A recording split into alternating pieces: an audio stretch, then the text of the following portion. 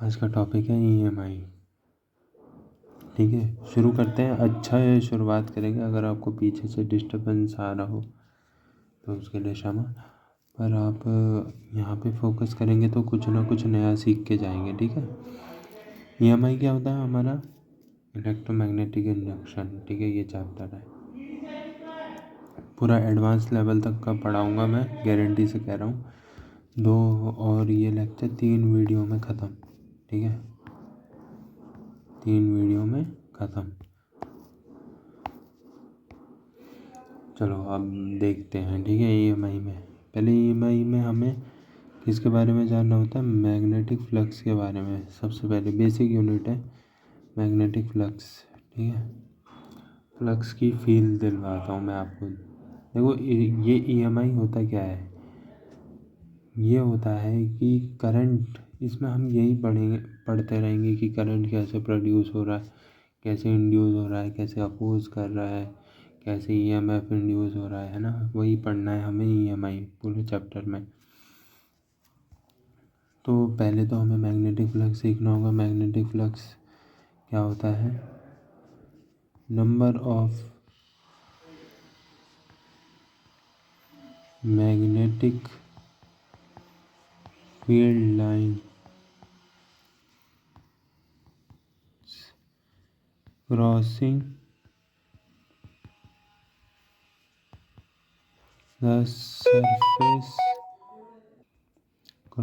The surface of loop. ठीक है, ठीक है। तो ये क्या कह रही है? ये क्या कह रहा है? अपने जैसे इलेक्ट्रिक फ्लक्स भी पढ़ा होगा ना, उसमें क्या होता था कि एक सरफेस दे दिया मुझे, ये वाला। ठीक है, अब इससे जितनी मैग्नेटिक या इलेक्ट्रिक फील्ड लाइन इसे क्रॉस कर रही हैं उतना ही इसका फ्लक्स होगा। मान लो इतनी इलेक्ट्रिक फील्ड लाइन इसे क्रॉस कर रही हैं तो फ्लक्स, इलेक्ट्रिक फ्लक्स जो होगा वो होगा 3 इलेक्ट्रिक फील्ड लाइन क्रॉस कर रही है।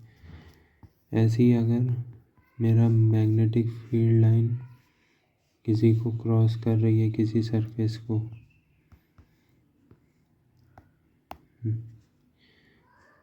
है ना, ये मैग्नेटिक फील्ड लाइन है, तो मैग्नेटिक फ्लक्स भी जो होगा वो मेरा 3 होगा। ठीक है, ओके। अब देखो, मैं आपको एक और चीज़ दिखाता हूँ। फ्लक्स का जो फार्मूला होता है ना, वो क्या होता है? मैग्नेटिक फ्लक्स का फार्मूला होता है B vector dot area vector. अब एरिया कैसे वेक्टर हो गया? देखो, एरिया वेक्टर हमेशा सरफेस के परपेंडिकुलर होता है, चाहे सरफेस कैसे भी पड़ा हुआ हमारा। जैसे कि ये हमारा सरफेस है तो एरिया वेक्टर हमेशा परपेंडिकुलर होगा सरफेस के। ठीक है, ओके। और ये अगर डॉट प्रोडक्ट है तो फ्लक्स का अगर मुझे मैग्नीट्यूड लिखना हो, magnitude of flux, magnetic flux, वो मैं लिखूँगा modulus of B modulus of A cos theta. ठीक है, ऐसे। और ये थीटा क्या है? ये एंगल बिटवीन एरिया वेक्टर और बी वेक्टर। ठीक है, जैसे कि मेरा B vector magnetic field line इसे ऐसे क्रॉस कर रही है। ठीक है, ये एक यूनिफॉर्म मैग्नेटिक फील्ड लाइन के एरिया में है, मतलब रीजन में है, और मेरा एरिया वेक्टर ऐसे परपेंडिकुलर होगा सरफेस के, और ये मान लो कि उससे 60 डिग्री एंगल पे है। ठीक है, अब ये 60 डिग्री पे है तो एरिया वेक्टर और बी वेक्टर के बीच का एंगल क्या हो गया? 60 डिग्री। तो मैं अगर लिखूँगा तो magnitude of A B cos theta, ये 60 डिग्री डाल दोगे। ठीक है, इससे आपका क्या होगा? मैग्नेटिक फ्लक्स आ जाएगा। ठीक है, ओके। तो अभी तक मतलब आपको फ्लक्स की फीलिंग आ गई होगी। ये फ्लक्स एक्चुअली होता क्या है? मान लो फ्लक्स ना मेरा क्या हो सकता है, मैग्नेटिक या इलेक्ट्रिक फ्लक्स तीनों दोनों मेरा, ये तीन चीज़ हो सकती है मेरी, मैग्नेटिक फ्लक्स और इलेक्ट्रिक फ्लक्स। जैसे कि मैग्नेटिक फ्लक्स मेरा पॉजिटिव भी हो सकता है, इलेक्ट्रिक और मैग्नेटिक फ्लक्स मेरा पॉजिटिव, नेगेटिव और ज़ीरो। ठीक है, ये थोड़ा ऐसा अनइवन सा लग रहा है ना, मैं इसे देखूँ, नेगेटिव, ज़ीरो, पॉजिटिव। अब आपको सही फीलिंग आएगी। ठीक है, तो यानी कि जो फ्लक्स है वो मेरा पॉजिटिव भी हो सकता है, ज़ीरो भी हो सकता है और नेगेटिव भी हो सकता है। ठीक है, मान लो मेरी ये एक 3D सरफेस है। ठीक है, क्यूब है मेरे पास, और जो मेरी मैग्नेटिक फील्ड लाइन है ना,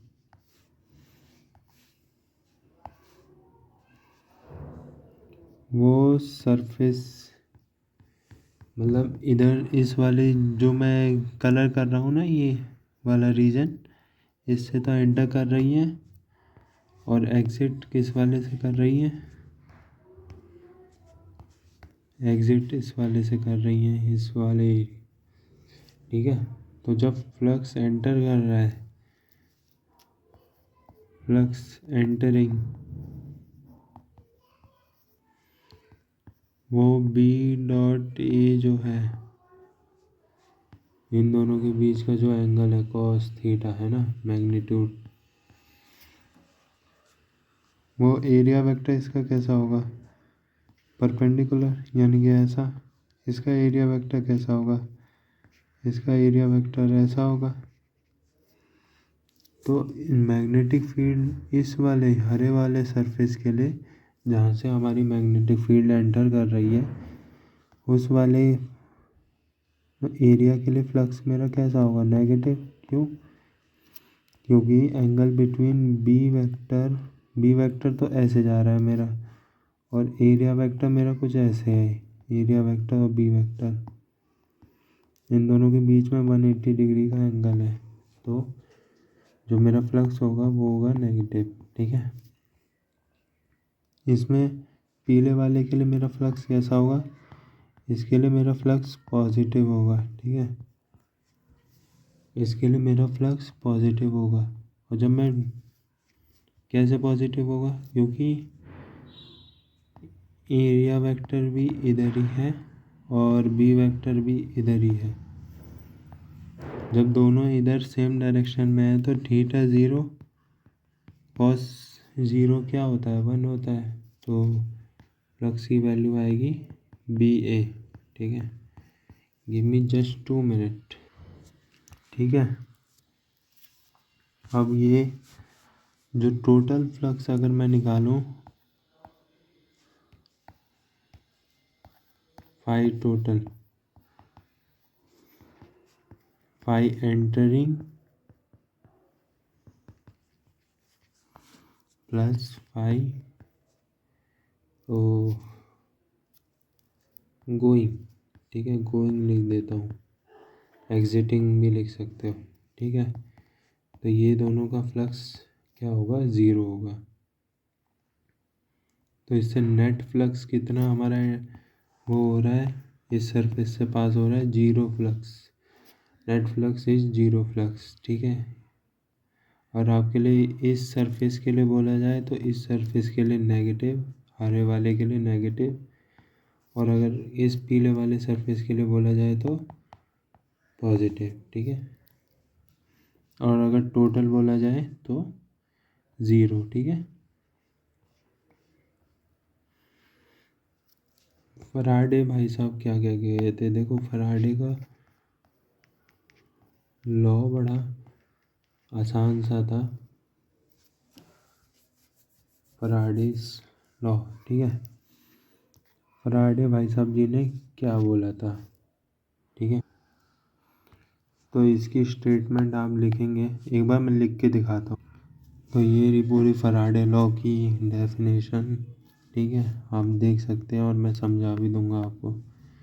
ड्यू टू रिलेटिव, देखो लिखने में टाइम वेस्ट जाता है ना, तो मैंने आपको पहले ही लिख के दिखा दिया, मतलब लिखा हुआ था मेरे पास, है ना। रिलेटिव मोशन होना चाहिए मैग्नेटिक फील्ड और conductor of coil, magnetic field lines are cut और total magnetic flux change through the coil, the EMF induce in the conductor और कॉइल। देखो सिंपल सी बात है,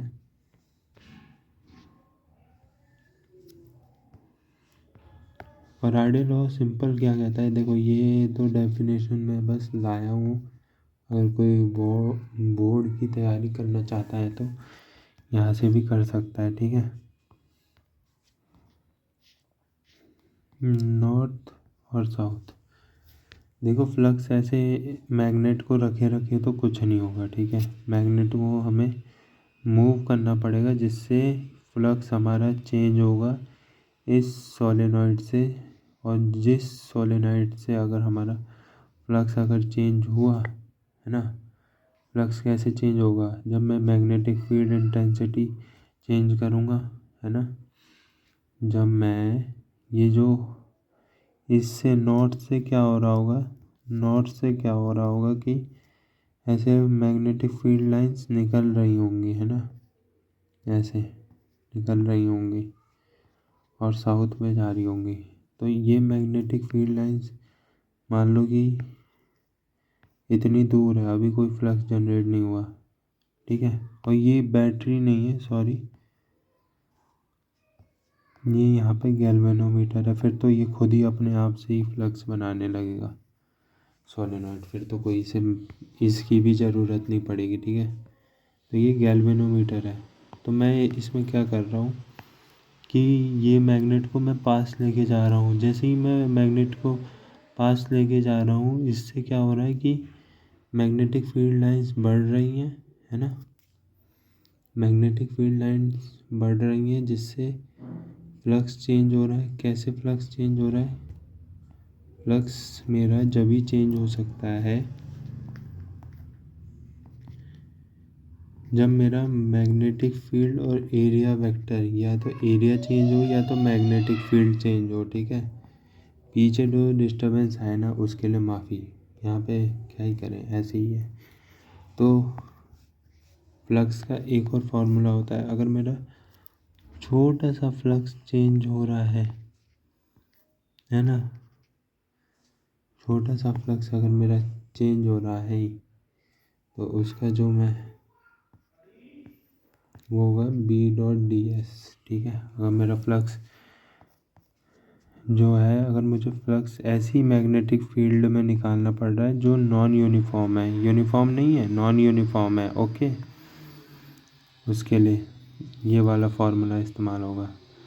और मैं ये बता दूं कि फैराडे लॉ ने ये बोला कि जब मेरा फ्लक्स चेंज होगा, जब मेरा फ्लक्स चेंज होगा, जब भी मेरा जो लूप है उसमें ईएमएफ इंड्यूस होगा। क्यों होगा ईएमएफ? इसलिए इंड्यूस होगा क्योंकि करंट इंड्यूस होगा, जिससे करंट इंड्यूस होने की वजह से ईएमएफ भी इंड्यूस होगा, है ना।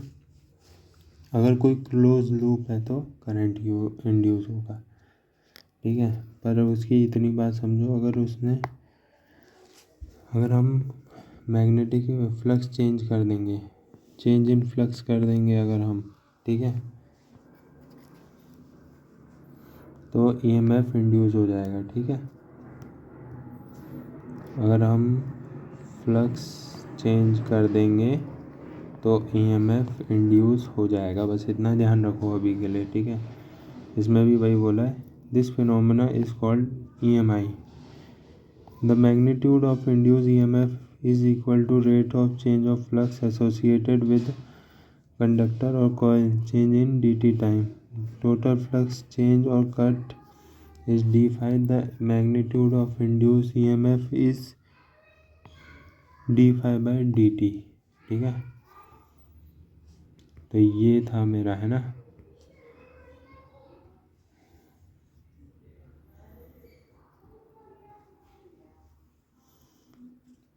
ये सब एक्सप्लेनेशन मैं अभी हटा रहा हूँ यहाँ से, और ये डायरेक्शन भी हम पढ़ेंगे, ठीक है। ये कैसे नेगेटिव लिया जाता है, ये लेंस लॉ की मदद से लिया जाता है। आप बस इतना ध्यान रखो, इफ फ्लक्स चेंज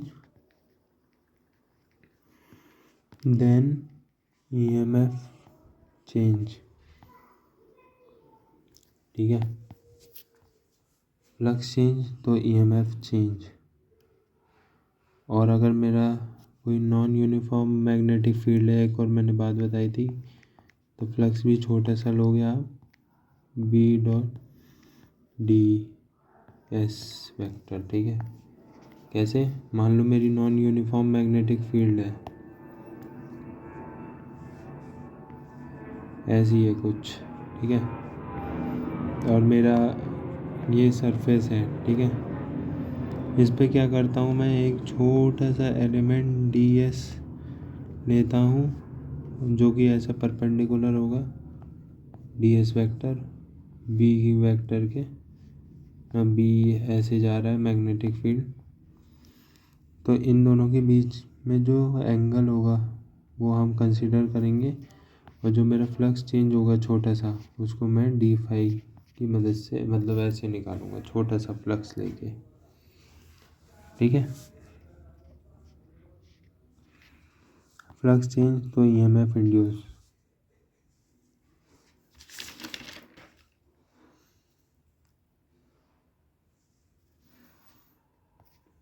जैसे कि मैं अगर आपको बताऊं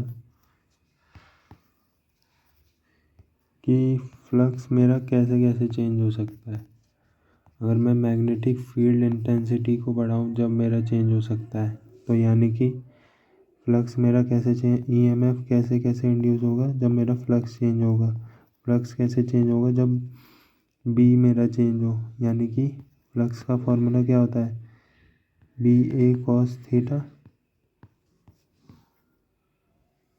है ना। अभी मानते हैं कि बी और ए के बीच में मतलब 0 डिग्री है, कोई एंगल नहीं है, 0 डिग्री एंगल है, तो कॉस थीटा 0 तो 1 हो गया, और मेरा एरिया चेंज नहीं हो रहा, मैग्नेटिक फील्ड चेंज हो रही है, तो ये मैं लिख सकता हूँ, ठीक है। और कैसे चेंज हो सकता है, अगर मैं एरिया चेंज कर दूँ, ठीक है, ए बी या बी ए, इसमें तो कुछ भी, पर आप बी लिखो क्योंकि कन्फ्यूज़न ना। कॉस थीटा को मैं 0 डिग्री लेके चल रहा हूँ, जिससे कॉस मेरा 1 आ रहा है, तो यहाँ पे मैग्नेटिक।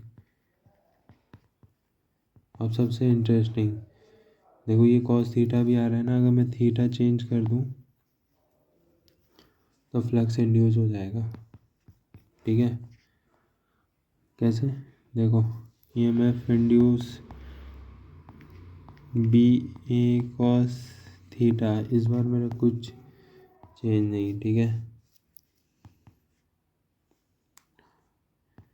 बी ए और ये साइन थीटा, वो भी माइनस का, और ये आ गया D theta by D T, ठीक है, चेन रूल से। तो ये भी एक इम्पॉर्टेंट केस है, अगर मैं फ्लक्स चेंज करना है मुझे, तो मैं एंगल भी चेंज कर सकता हूँ,